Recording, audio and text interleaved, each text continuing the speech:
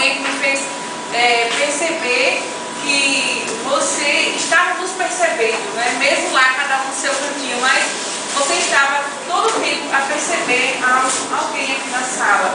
Recentemente alguém compartilhou que não estava bem em algum momento e você percebeu isso, né? Chegou perto, né? E aí essa relação que a gente constrói, ela marca, né, a convivência, né? E sem dúvida essa frase aí que você colocou, né? A questão da liderança, né? Você, sem dúvida, marcou nossa vida também, né? No crescimento. A gente vai sair hoje daqui, sem dúvida, com uma nova fotografia na cabeça, não vai esquecer. Uma nova regra, né?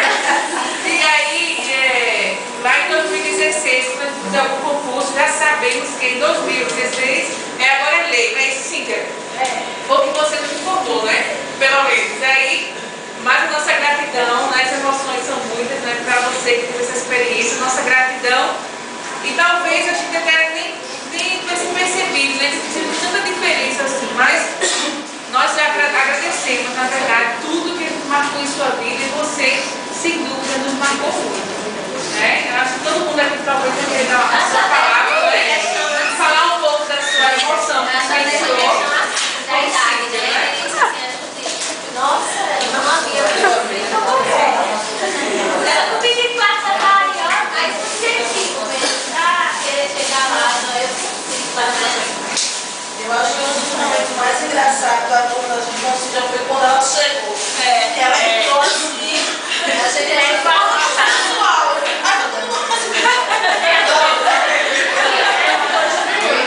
Quem já estava nessa hora disse assim, que essa novata?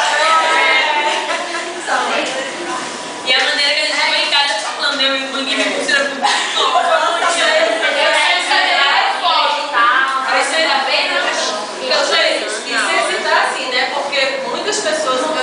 Muitas pessoas não gostavam de português. Só que como professor assim, com certeza muitas pessoas não gostavam. Na verdade, porque ela ensina divino. Pelo menos a minha compreensão foi perfeita da noção.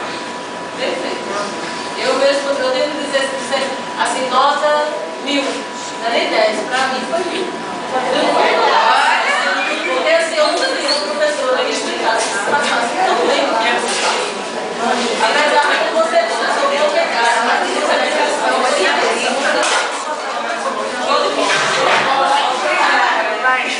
Pra você, eu tiro o chapéu.